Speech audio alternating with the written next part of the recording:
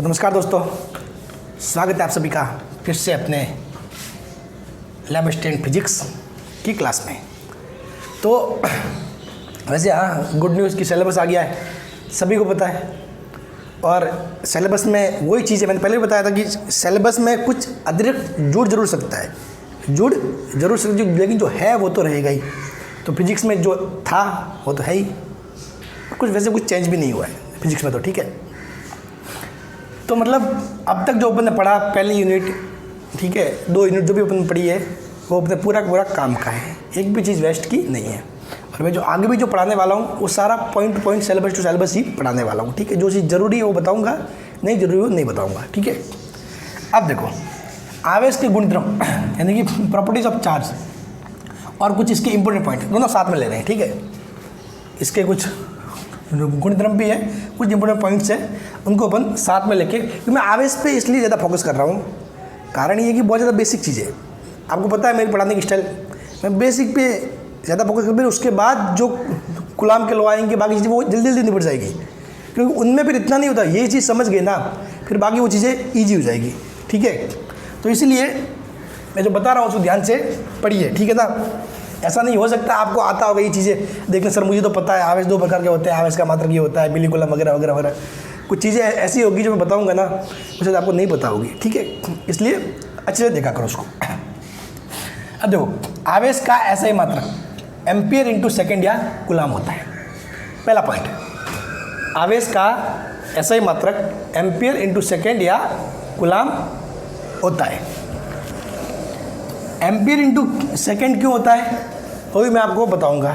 कारण ये होता है कि आई बराबर क्या होता है, क्यू अपॉन टी।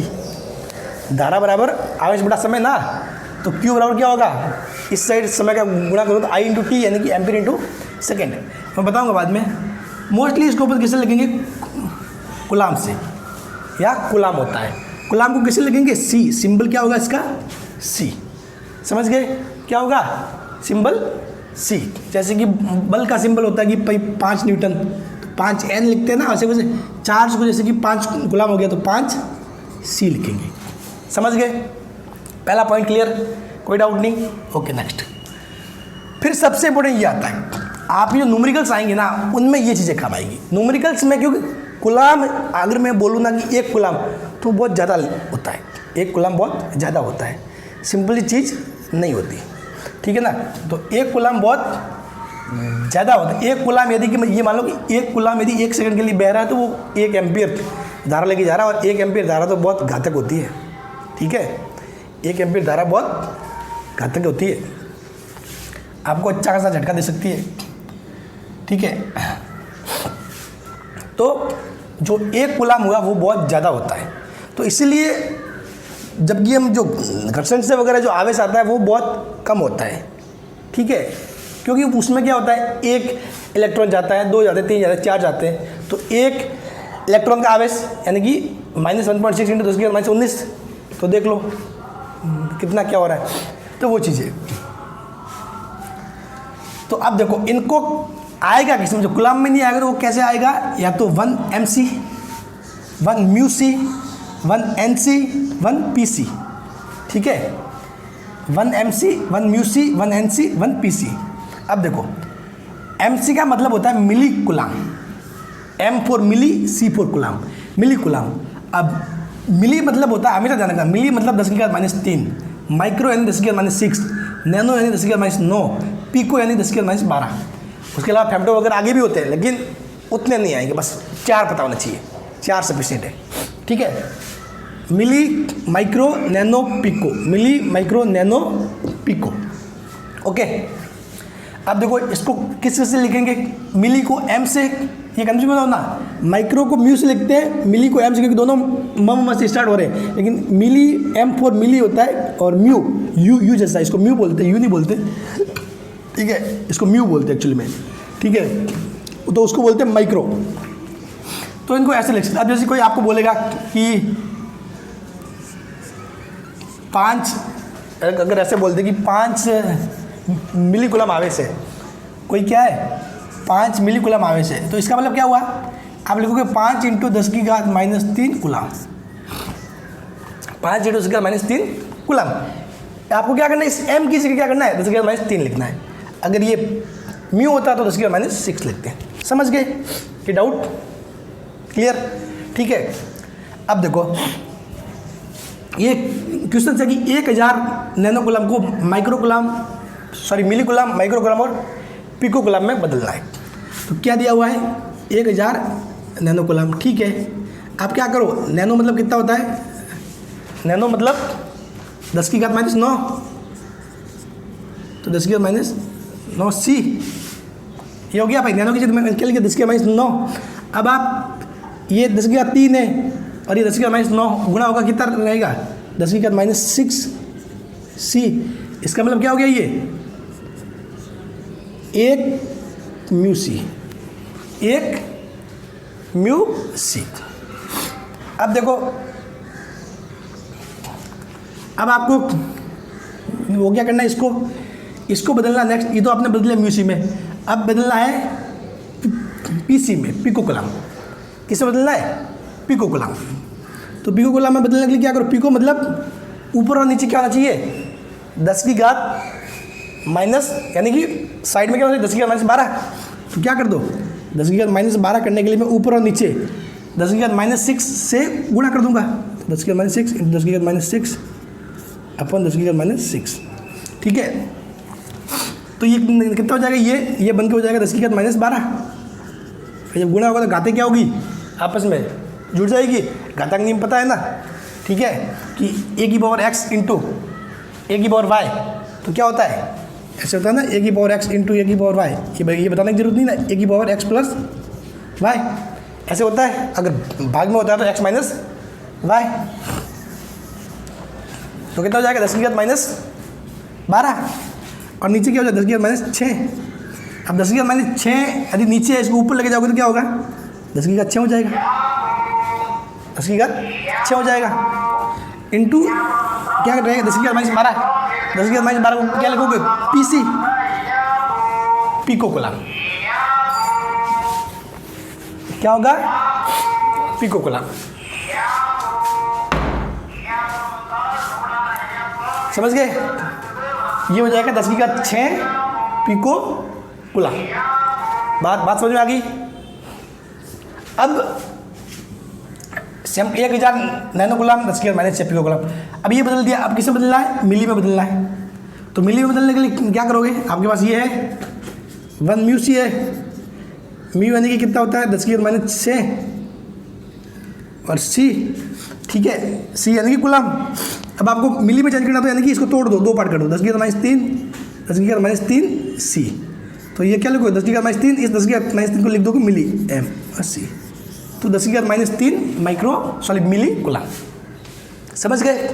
कुल मिला के आपको क्या करना है, ऊपर नीचे गुणा करके वगैरह जो भी एडजस्टमेंट करके आपको 10⁻3, 10⁻6, -9 और -12 में बनाना है। ठीक है, ये सारी चीज़ें किससे होती है, घातांक नियम से, जो हम कब पढ़ते हैं, 6ठी 7वीं में पढ़ते हैं। ठीक है, ये भाई नीचे माइनस में तो ऊपर जाएगा, घातांक किसमें हो जाएगी, प्लस में हो जाएगी। ठीक है, ऊपर माइनस में तो नीचे जाके हो जाएगी प्लस में।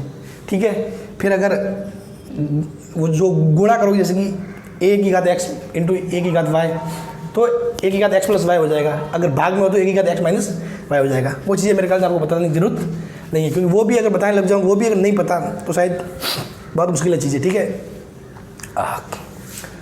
बस एक बार इसको देख लेना। ये हमेशा ध्यान रखना, आपके जो क्वेश्चन आएंगे न्यूमेरिकल में ऐसे कुलाम में बहुत रेयर आएगा। हमेशा क्वेश्चंस में जो आवेश रहेगा वो milli coulomb, micro coulomb, nano coulomb, pico coulomb. Mostly तो ये मिली में भी नहीं रहता, क्योंकि मिली भी बहुत ज़्यादा होता है। माइक्रो और नैनो में रहेगा, माइक्रो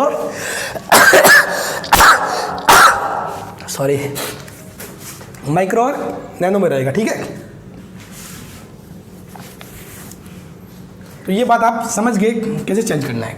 इसको एक बार देख लेना अच्छे से। ठीक है, अब आवेश 2 प्रकार के होते हैं, ये बच्चों को बताने का काम नहीं। कौन कौन से, पॉजिटिव और नेगेटिव, धनात्मक और ऋणात्मक। चौथा पॉइंट है, यदि किसी वस्तु पर कुल आवेश 0 है तो उससे उदासीन माना जाता है। अब क्या होगा, एक वस्तु क्या हो सकती है, उदासीन भी हो सकती है। तो यदि किसी वस्तु पर, फिर से मैं फोकस कर रहा हूँ, कुल आवेश, ऐसे मत लिखना कभी भी कि यदि किसी वस्तु पर आवेश 0 है तो उसे उदासीन कहते हैं। ये बात गलत है। आवेश शून्य किसी भी वस्तु पर नहीं होता है। कुल आवेश शून्य जरूर हो सकता है, ठीक है। कुल आवेश शून्य कब? क्योंकि जब उस वस्तु में इलेक्ट्रॉन और प्रोटॉन सेम हो, तो दोनों मिलकर क्या हो जाएंगे, एक दूसरे के को क्या न्यूट्रल कर देंगे, कैंसिल कर देंगे, ठीक है। तो ये 4 पॉइंट समझ गए। अब और आगे पॉइंट पढ़ते हैं, क्योंकि इस लेक्चर में अपन पूरा इसको लेकर ही पढ़ने वाले। एक बार आवेश पढ़ लिया, फिर कल से अपन कूलॉम का नियम वो पढ़ेंगे, ठीक है। तो अब के लिए ये इंपॉर्टेंट पॉइंट्स, अभी और भी ये बहुत सारे पॉइंट्स हैं, उनको अपन डिस्कस करेंगे। अब चलिए आगे देखते हैं नेक्स्ट पॉइंट। 5वां पॉइंट है आवेश एक अदिश राशि है। अदिश यानी कि स्केलर। अदिश अदिश होता है स्केलर और वेक्टर। तो आवेश क्या है? अदिश राशि यानी कि इसकी कोई दिशा नहीं होती, इसको दिशा के साथ व्यक्त नहीं करेंगे। जैसे कि बल वगैरह है, वो क्या है? सदिश है। बल, संवेग, ठीक है, वो सब क्या है? सदिश है। जबकि आवेश क्या है? आवेश एक अदिश राशि है। आवेश क्या है? अदिश राशि। आवेश एक अदिश राशि है, ये ध्यान रखना। आवेश के साथ कभी भी दिशा नहीं जुड़ती, ठीक है। कभी ऐसा नहीं कि पूर्व दिशा में इतना आवेश है, पश्चिम में इतना आवेश है, या फिर 5N Coulomb J cap I cap वगैरह इनके साथ नहीं लगता, ठीक है। अब देखो इंपॉर्टेंट पॉइंट नेक्स्ट, ये सबसे इंपॉर्टेंट है, इस पर ध्यान रखना है, ठीक है। किसी निकाय या वस्तु में कुल आवेश उसमें उपस्थित सभी आवेशों का बीजीय योग होता है। उसमें उपस्थित सभी आवेशों का बीजीय योग। देखो बीजीय योग मतलब क्या होता है? एक तो होता है योग, एक होता है योग, एक होता है बीजीय योग। बीजीय योग का मतलब होता है कि आपके जो निशान दिए हुए हैं, अगर वो चीज़ आपने नेगेटिव में दी हुई तो उसको नेगेटिव में लिखना है, पॉजिटिव में दिया हुआ तो पॉजिटिव में लिखना है, और ऐसे कैसे ऐसे जोड़ना है, समझ गए। तो यदि किसी निकाय या वस्तु में कुल आवेश उसमें उपस्थित सभी आवेशों का बीजीय योग होता है, बीजीय योग होता है। अब कैसे? जैसे कि मैंने मान लिया एक निकाय है, ये क्या है? अपना कोई निकाय है या कोई वस्तु है, कुछ भी बोल सकते हो, ठीक है, या कोई पदार्थ भी बोल सकते हो। उसमें एक आवेश Q1 है, Q2 है, Q3 है, Q4 है, 4 आवेश दिए हुए हैं। Q1 कितना है? 5 nano coulomb, Q2 minus 3000 pico coulomb, Q3 3 nano coulomb, Q4 minus 4 nano coulomb. तो इसका कुल आवेश क्या होगा? कुल आवेश Q कुल आवेश Q बराबर होगा Q1 Q2 Q3 Q4, यानी कि सभी आवेशों का योग। लेकिन कौन सा योग? बीजीय योग। कौन सा योग? बीजीय योग। तो बीजीय योग का मतलब क्या हो जाएगा? बीजीय योग का मतलब ये हो जाएगा कि Q1 जैसा है, यानी कि इसके आगे किसी भी वस्तु का कोई साइन नहीं होता, मतलब वो किस में होता है? पॉजिटिव में होता है। तो 5 नैनो कूलम, फिर माइनस, तो इसको ऐसे कैसे लिखना है? माइनस 3000 पिको कूलम, समझ गए। बीजीय योग का मतलब ये होता है कि आप पॉजिटिव में तो पॉजिटिव में लिखो, नेगेटिव में तो नेगेटिव में लिखो। 3 नैनो कूलम और माइनस 4 नैनो कूलम। अब देखो क्या हो जाएगा? 5 नैनो कूलम। अब देखो इनको भाई नैनो एक पिको में है, बाकी 3 नैनो में है, तो अब क्या करोगे भाई? सभी को सेम बनाना पड़ेगा, तभी तो जोड़ना घटाना हो सकता है, ठीक है। तो क्या करोगे? इस पिको को नैनो में बदल दो। तो पिको को नैनो में बदलोगे तो ये कितना हो जाएगा? 3 इंटू, देख लो, 3 इंटू 10 की घात 3, और पिको कितना होता है? 10 की घात minus 12 coulomb, 3 nano coulomb minus 4 nano coulomb. अब देखो क्या हो जाएगा? 5 नैनो कूलम, और ये कितना हो जाएगा? 10 की घात 3, 10 की घात माइनस 12, कितना हो जाएगा? 10 की घात माइनस 9, और इसको क्या लगेंगे? n, तो कितना हो जाएगा? ये minus 3 nano coulomb plus 3 nano coulomb और माइनस 4 नैनो कूलम। तो अब देखो कितना हो रहा है आपस में, पॉजिटिव वाले कितने हो रहे हैं? 5 प्लस 3 8 नैनो कूलम, और नेगेटिव वाले 3 और 4 7, माइनस 7 नैनो कूलम। तो Q बराबर कितना हो जाएगा? 1 Nc, यानी कि इसके ऊपर कुल आवेश कितना है? 1 नैनो कूलम के बराबर आवेश है। समझ गए इसका मतलब कैसे निकालना है, ठीक है। बहुत बेसिक चीज़ है। तो ऐसे बीजीय योग करना है, कुल आवेश निकालना है। फिर 7वां पॉइंट है, यदि किसी निकाय या वस्तु पर आवेशों का योग शून्य होता है तो वह उदासीन होता है। ये बात मैंने बताई है पहले भी, ठीक है, कि यदि किसी वस्तु, मैंने बताया था कि यदि किसी वस्तु पर आवेश शून्य है तो उदासीन होगा। ये बात गलत है। आवेशों का योग यानी कि कुल आवेश, ठीक है, आवेशों का योग को क्या बोलेंगे? कुल आवेश। तो यदि किसी निकाय या वस्तु पर आवेशों का योग शून्य होता है तो वह उदासीन होता है। योग आवेशों का योग मतलब क्या बोल सकते हो, कुल आवेश। जो अपन पीछे मैंने जो लाइन लिखवाई होगी वो सेम है। आवेशों का योग मतलब कुल आवेश, ठीक है। अब एक और पॉइंट, 8वां पॉइंट, किसी वस्तु का आवेश वेग पर निर्भर नहीं करता है।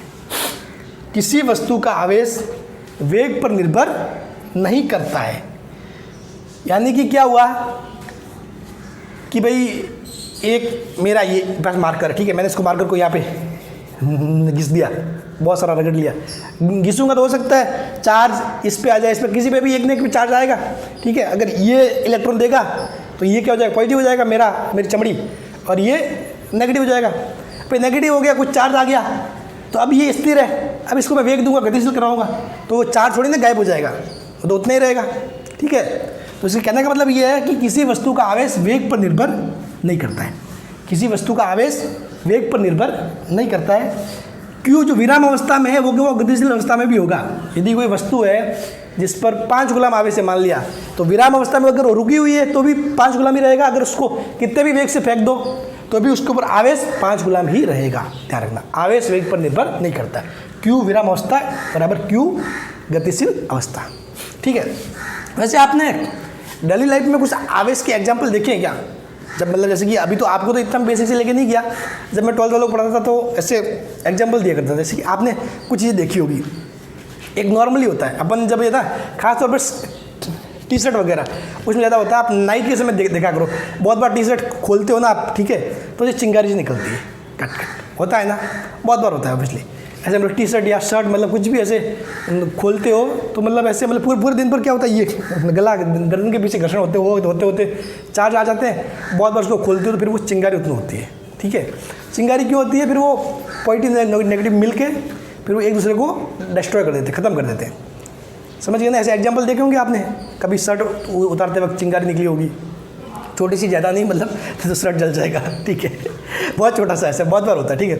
या फिर आपने कई बार देखा होगा जैसे कि अपन जो छत होती है, छत पे जाने के लिए जो स्टील की रेलिंग होती है, यानी कि छत पे सीढ़ियाँ होती है, सीढ़ियों के पास में एक पकड़ने के लिए स्टील की रेलिंग होती है, उसके बहुत बार आपने हाथ टच किया होगा तो एकदम से आपको शॉक लगा होगा, हुआ है ना? वो भी क्या है, इसी का एग्जाम्पल है। क्या होता है कि भाई आपसे पहले कोई भाई साहब गए ऊपर, वो हाथ घिसते गए, ठीक है, तो उनसे उन्होंने हाथ घिसा तो क्या हुआ कि भाई उस दौरान वो घर्षण हुआ ना, तो जो इलेक्ट्रॉन का आदान प्रदान हो गया। अब इलेक्ट्रॉन का आदान प्रदान हो गया तो मतलब साफ बात है, चार्ज आ गया। अब आप जाओगे तो आप भी मतलब जैसे जाके मतलब उसको टच करोगे ना तो आवेश फिर आपकी बॉडी में प्रवेश कर जाएगा, ठीक है, क्योंकि अपनी बॉडी क्या चालक है। अपनी बॉडी क्या होती है? विद्युत की चालक होती है थोड़ी सी, ठीक है। कुछ चीज़ें चालक होती है बॉडी में, कुछ चीज़ें नहीं भी होती है, जैसे कि दांत है नहीं होंगे, बाकी चमड़ी क्या होती है? चालक होती है विद्युत की। तो आपको एकदम से झटका महसूस होगा, समझ गए ना? तो और भी बहुत सारे एग्जाम्पल हैं जो आप डेली लाइफ में देखते होंगे। जब ये झटका, यानी कि मतलब ये समझ लो कि जहाँ पर भी कहीं पर भी कोई कुछ भी विद्युत सप्लाई नहीं है, इलेक्ट्रिक सप्लाई नहीं है, ठीक है, लेकिन फिर भी आपको झटका महसूस हो रहा है ना, तो ये समझ लो वहाँ कोई ना कोई भाई साहब चार्ज छोड़ के गया है, ठीक है। ये बाकी शर्ट का खोलना वगैरह ये सारी चीज़ें। एक एग्जाम्पल आप ये भी कर सकते हो, ठीक है, ये अपन करते हैं ना, बहुत सारे बचपन में करते थे, सर के ऊपर पेन को घिस के ऐसे फिर वो रेत के कण मतलब उनको वगैरह अपन, या फिर कोई कागज़ होता था, या फिर सबसे बढ़िया एग्जाम्पल मैं बता दूँ, ये है ना, अभी तो मेरे सर पे थोड़ा पसीना हो रखा है, नहीं तो ऐसे करके ये भी नहीं होगा, नहीं तो बाल है ना वो भी खड़े हो जाते हैं, ठीक है, क्योंकि वो क्या होता है? चार्ज का अट्रैक्शन होता है। ऐसे एग्जाम्पल करना, क्या करना, अब अभी तो मेरा पूरा सर भीगा हुआ है पसीने से, ठीक है, पेन लेके सूखे बालों पे घिसना, ठीक है, सूखा होगा तो मतलब घर्षण क्या होता है? अच्छा होता है। सूखे बालों पे घिस के फिर ऐसे हाथ पे लगाना। अब जैसे कि मेरे बाल है तो ऑब्वियसली है, ठीक है, तो इस पे मतलब लगाओगे तो एकदम से ऐसे खड़े हो जाएंगे, ठीक है ना? तो सारे क्या है? चार्ज के एग्जाम्पल है, चीज़ें होती रहती है ऐसी डेली लाइफ में, ठीक है। कभी डिटेल में पढ़ेंगे अपन, अभी आपके लिए उतना उन चीज़ों के पीछे भागने की जरूरत नहीं है, आपके तो न्यूमेरिकल बेसिस ही रहने वाला पेपर लगभग, ठीक है। तो ये चीज़ें समझ गए, ठीक है। अब देखो एक मोड वन, इलेक्ट्रॉन पर आवेश कितना होता है, प्रोटॉन पर आवेश कितना है? इलेक्ट्रॉन में होता है -e और इस पे प्रोटॉन पे +e। अब देखो e मतलब क्या होता है? e होता है 1.6 × 10⁻19। ई का मतलब होता है 1.6 इंटू 10⁻⁻19 कूलाम। समझ गए? ई का मतलब ये मत बोलना कि ये इलेक्ट्रॉन का आवेश है, नहीं, -C इलेक्ट्रॉन का आवेश है और +C प्रोटॉन का आवेश है। दोनों का आवेश समान होता है, इलेक्ट्रॉन प्रोटॉन का आवेश समान होता है, प्रोटॉन का प्लस में, इसका इलेक्ट्रॉन का माइनस में होता है। समझ गए? अब और आगे अपन पढ़ते हैं चीज़ें, ठीक है। अब देखिए नेक्स्ट पॉइंट, विद्युत आवेश का संरक्षण। जिस प्रकार ऊर्जा का संरक्षण होता है कि ऊर्जा को ना तो उत्पन्न कर सकते हैं और ना ही नष्ट कर सकते हैं। समझ गए? ऊर्जा को ना तो उत्पन्न किया जा सकता है और ना ही नष्ट किया जा सकता है। उसी पर आवेश को न तो उत्पन्न किया जा सकता है और ना ही नष्ट किया जा सकता है। आवेश का केवल स्थानांतरण होता है। आवेश का केवल एक जगह से दूसरी जगह स्थानांतरण होता है। आवेश हमेशा संरक्षित रहता है, ध्यान रखना। आवेश हमेशा क्या होता है? संरक्षित रहता है, उसको एक जगह से दूसरी जगह स्थानांतरित कर सकते हैं। आवेश कभी नष्ट नहीं होता। अब आप कहोगे कि सर यदि एक प्रोटॉन और एक इलेक्ट्रॉन दोनों मिल गए तो आवेश 0 हो गया, तो आवेश नष्ट हो गया ना? नहीं भाई, एक प्रोटॉन और एक इलेक्ट्रॉन मिले हैं तो कुल आवेश 0 हुआ है। समझ गए? ये नष्ट नहीं हुआ। जब आप इस प्रोटॉन और इलेक्ट्रॉन को मिलाया है, अब क्या करोगे? इसमें से अगर एक जो है इलेक्ट्रॉन को साइड में ले लोगे, भाई अब सेपरेट कर दिया, मिलाया, अब अलग अलग कर दिया, तो ये क्या हो जाएगा? प्रोटॉन हो जाएगा +C, इलेक्ट्रॉन क्या हो जाएगा? -C। समझ गए ना? तो कहने का मतलब ये है कि चार्ज कभी भी नष्ट नहीं होता, केवल स्थानांतरण होता है। केवल क्या होता है? स्थानांतरण होता है चार्ज का। समझ गए? तो आवेश को ना तो उत्पन्न किया जा सकता है और ना ही नष्ट किया जा सकता है, केवल आवेश का केवल स्थानांतरण होता है। ये बात हमेशा ध्यान में रखना। चार्ज डिस्ट्रॉय नहीं हो सकता, नष्ट नहीं होता, ठीक है। वो जैसे कि मतलब डिस्ट्रॉय बोलने को मतलब ऐसे नहीं कि उसका नष्ट ही हो गया, ठीक है, वो नष्ट नहीं होता। मतलब डिस्ट्रॉय मतलब ये हो कि मतलब कुल मिला के वो उसका इफेक्ट 0 हो गया, पॉजिटिव नेगेटिव मिलके 0 हो गया। लेकिन जैसे ही उनको अलग अलग करोगे, ठीक है, जैसे कि कोई वस्तु है, कोई वस्तु आपने ली, इस पर कितना +5 कूलाम आवेश है, दूसरी कोई वस्तु है इस पर -5 कूलाम आवेश है।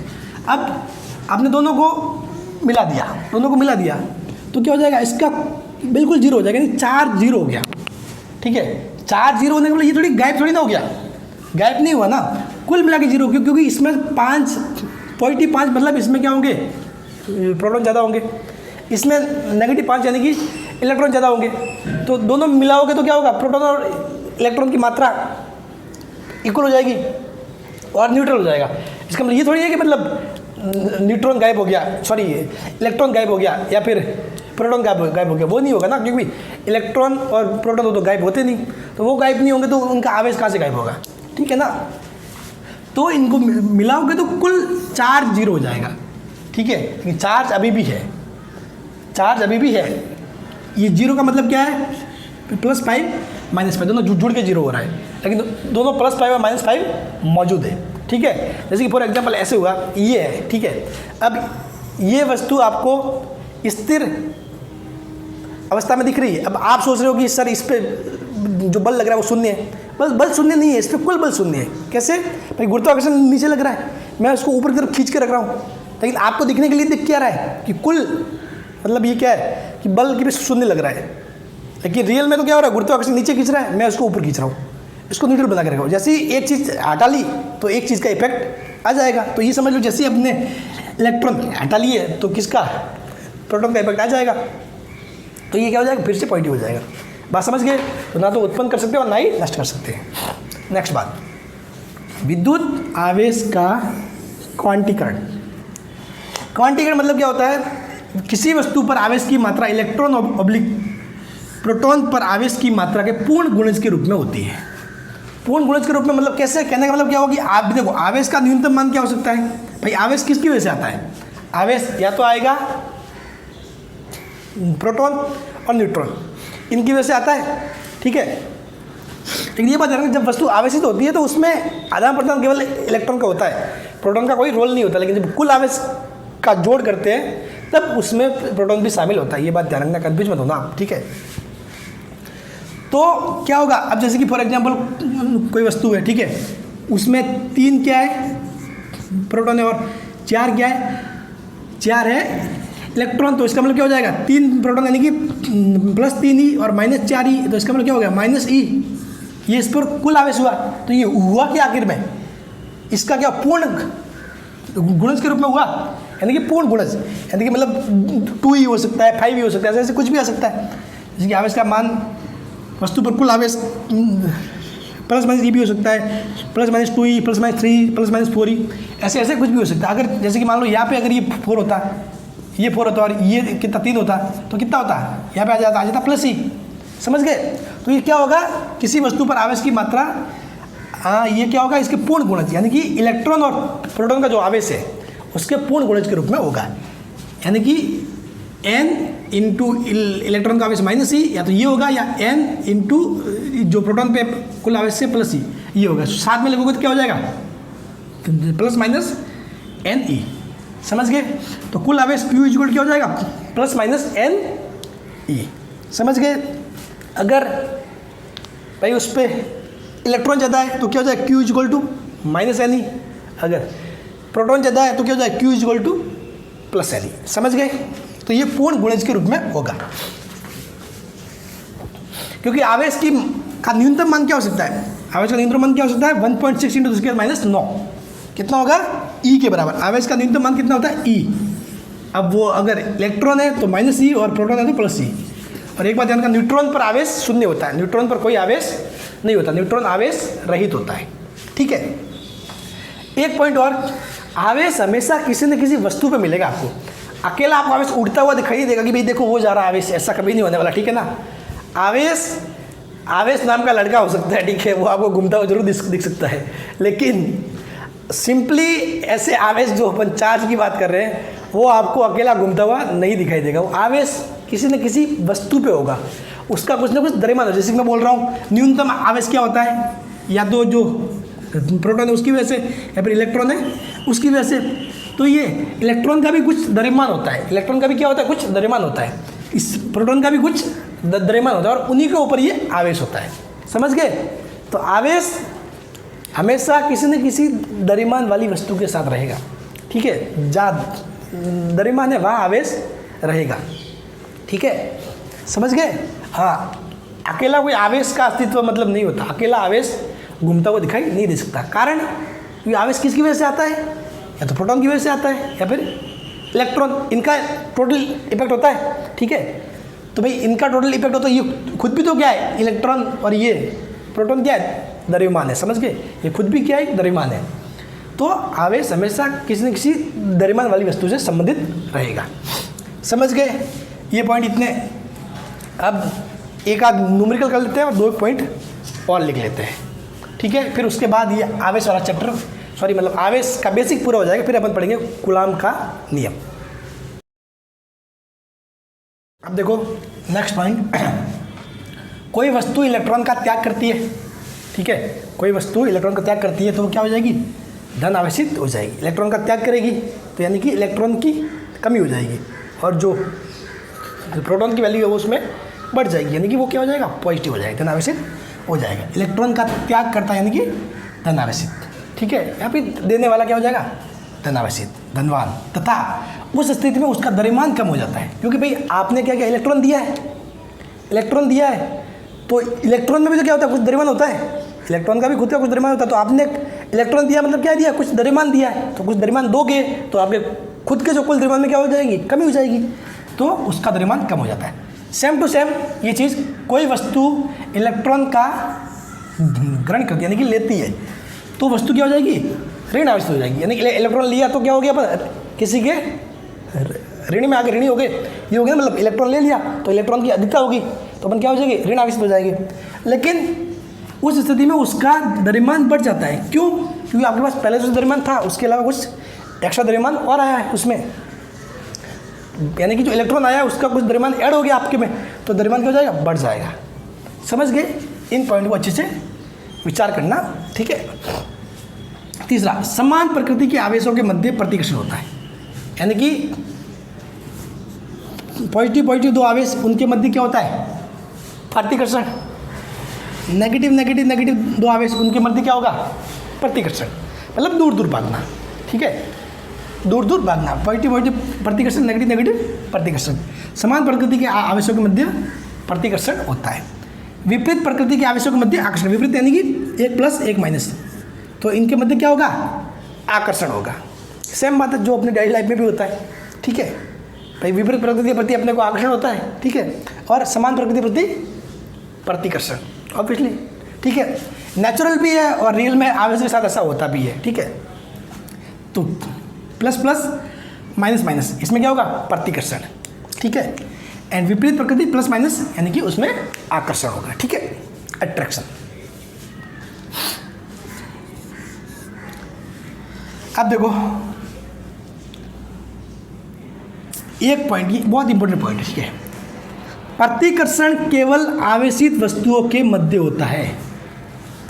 इसका मतलब क्या हुआ कि दो वस्तुओं के मध्य यदि प्रतिकर्षण हो रहा है, क्या हो रहा है, प्रतिकर्षण, तो ये समझ लो कि या तो दोनों वस्तुओं पर नेगेटिव आवेश है या फिर दोनों वस्तुओं पर पॉजिटिव आवेश है। एक बात फिर से कान खोल के सुन लो बात, प्रतिकर्षण केवल आवेशित वस्तुओं के मध्य होता है। यदि दो वस्तुओं के बीच में प्रतिकर्षण हो रहा है तो इसका मतलब ये कहा जा सकता है पक्का कि या तो दोनों के ऊपर पॉजिटिव चार्ज है या दोनों के ऊपर नेगेटिव चार्ज है, ठीक है। जबकि आकर्षण आवेशित तथा अनावेशित दोनों के मध्य हो सकता है। प्रतिकर्षण हमेशा दो वस्तु जिन पे चार्ज है, दोनों पे पॉजिटिव है दोनों पे नेगेटिव, उनके मध्य ही होगा प्रतिकर्षण। जबकि आकर्षण आवेशित और अनावेशित दोनों के मध्य हो सकता है। समझ गए, अगर किसी एक वस्तु पर आवेश है दूसरी पर नहीं है फिर भी उनमें आकर्षण हो सकता है, फिर भी उनमें आकर्षण हो सकता है, समझ गए। और ये ऐसा किस लिए होता है, ऐसा होता है इंडक्शन इफेक्ट, इंडक्शन प्रेरण प्रभाव, प्रेरण प्रभाव यानी कि आवेश का एक प्रेरण प्रभाव होता है। वो अपने टॉपिक में नहीं है, एक्चुअली सिलेबस में नहीं है, उसको इतना पढ़ने का काम नहीं है, ठीक है। टाइम मिला तो कभी बता दूंगा, ठीक है। बाकी इसके पीछे इतना पढ़ना नहीं है और काम का भी नहीं है, ठीक है। तो उसकी वजह से क्या होता है, इंडक्शन इफेक्ट प्रेरण प्रभाव की वजह से क्या होता है, आवेशित और अनावेशित के मध्य आकर्षण।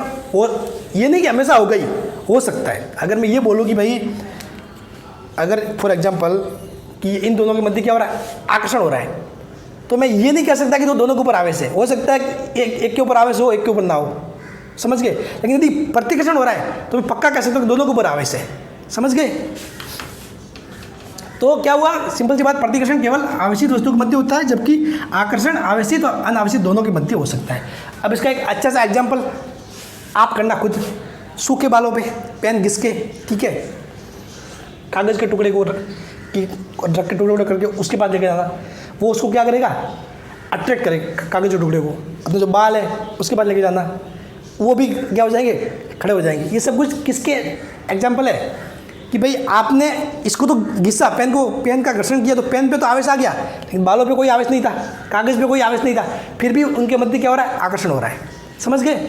तो आकर्षण एक आवेशित और एक अनावेशित वस्तु के मध्य हो सकता है, जबकि प्रतिकर्षण हमेशा आवेशित वस्तुओं के मध्य ही होगा। Keep in mind, okay.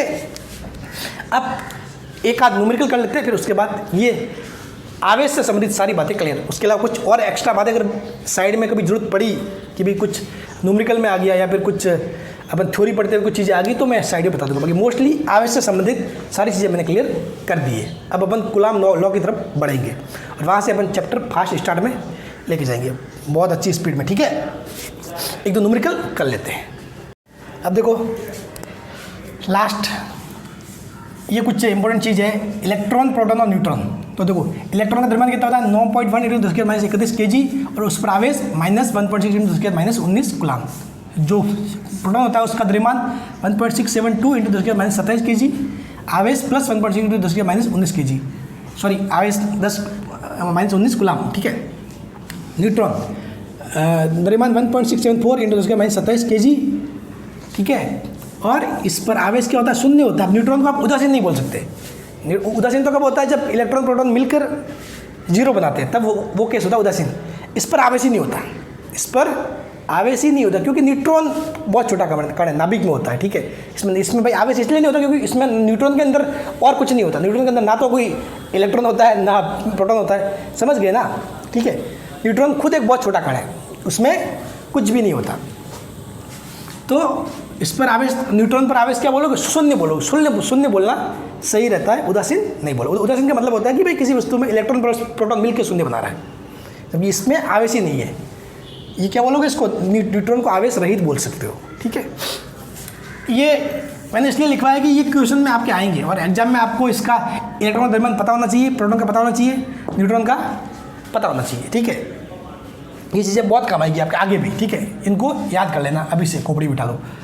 अब एक सवाल है, किसी धातु के गोले को 1 कूलाम से आवेशित करने के लिए उसमें से कितने इलेक्ट्रॉन निकालने होंगे? अब इसको क्या करना है? 1 कूलाम आवेशित करना। एक यानी कि इसने कुछ नहीं दिया, मतलब पॉजिटिव एक है। अगर माइनस होता तो मैं क्या लिखता? -1 कूलाम। लेकिन कुछ नहीं लिखा, मतलब +1 कूलाम। जब पॉजिटिव आवेश लाना है तो क्या करोगे आप? इलेक्ट्रॉन का त्याग करोगे।